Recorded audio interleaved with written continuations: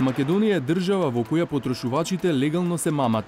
Постои шема на продажба и рекламирање производи во која ем е очигледна измамата, ем се е според законите. Колку и да звучи неверојатно, ова е заклучокот до кој дојдовме по едномесечното истражување на кој не наведе реклама на Facebook за крем кој лечи болки во зглобови за 4 дена. Потрошивме неколку илјади денари на еден од чудотворните препарати и многу повеќе време во преписки со институциите, за да откриеме како функционира оваа шема. Ланецот има 5 субјекти. Производител кој во нашиот случај е во Русија. Увозник во Македонија кој не го нуди производот ни во аптеки, ни во продавници, туку само на интернет. Веб страница регистрирана надвор од Македонија како единствен начин да се види и нарача производот.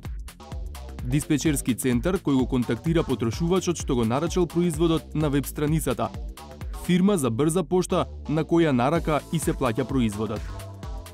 Шемата функционира така што производот влегува легално во Македонија, од извозникот до увозникот, со дозвола од надлежните институции во земјава. Го рекламира веб страницата регистрирана во далечни земји, како Панама, и која во нашиот случај лажеше дека кремот е препорачан од Македонското Министерство за здравство и од доктор во клиниката Жан Митрев.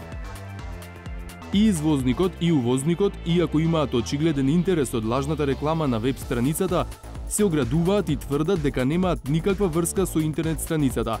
Со тоа и не одговараат за лажното рекламирање и измамените потрошувачи.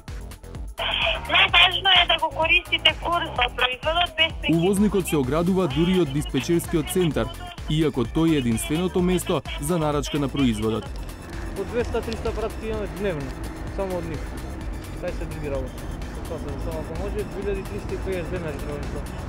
Крајниот чекор, продажбата, се врши преку брза пошта, а купувачот му плаќа нарака на доставувачот.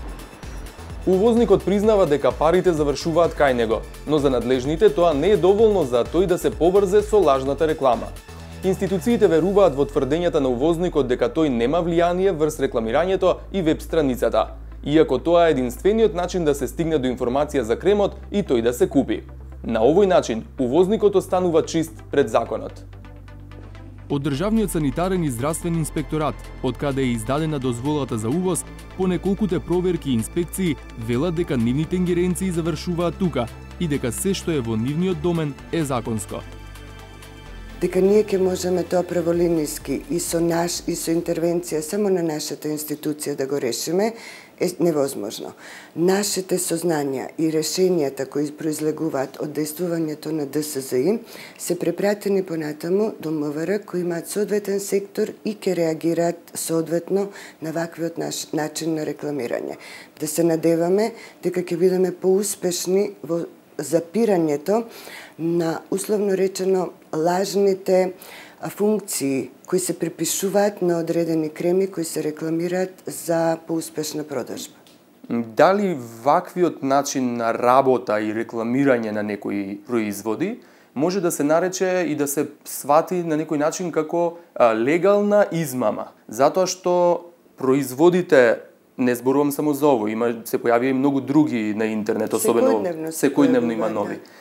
Производите и натаму се продаваат, меѓутоа фирмите се оградуваат од начинот на рекламирање, кој што очигледно институциите тешко можат да го спречат. Ако се договориме дека ние не можеме да кажеме што е се легално до танчина, сепак ќе се согласам со вас дека ова е врзан круг. Една институција ќе реагира во рамките на своите законски можности. Понатаму реакцијата се очекува од друга институција, верижно поврзана, меѓутоа колку на крај ќе биде кост-бенефитот во однос на широката популација пациенти или гледачи, останува да видиме. За измамата на потрошувачите разговаравме и со увозникот, кој продава и спреови за слабење, лекови за габични инфекции, па и крем за зголемување на градите. Ни го кажа истото што им го кажале на надлежните. Спорните интернет страници не биле нивни, иако тие се единствениот канал за да се дознае за производот и тој да се нарача. Ние контактиравме со нашиот партнер веднаш по објавувањето на залажувачкото рекламирање и се заканивме дека ќе ја прекинеме соработката. Тие ни одговорија дека тоа се фриленсери, кои заработуваат пари преку рекламирање и веднаш ке се обидат да ги стопираат. Процесот траеше подолг период, бидејќи тие се со различни IP адреси и лоцирани на повеќе места во светот. Иако се знае кој има ќар од измамата на потрошувачите, полицијата се уште го нема виновникот за лажното рекламирање. Секторот за компјутерски криминал е запознаен со случајот за залажувачко рекламирање на интернет и има остварено контакт со Министерството за здравство, но се уште не е добиена официјална пријава со цел за понатамошно постапување и превземање конкретни действија.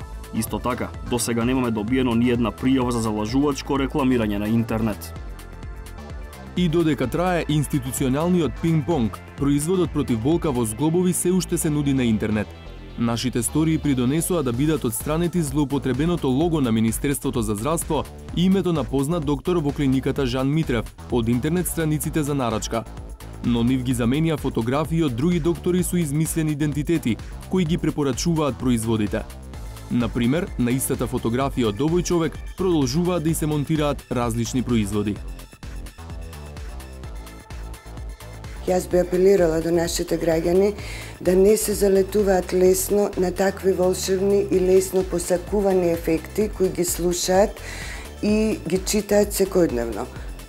Во мојата долгогодишна пракса како доктор не сум забележала препарат кој лечи се, посебно не препарат кој лекува се или лекува брзо.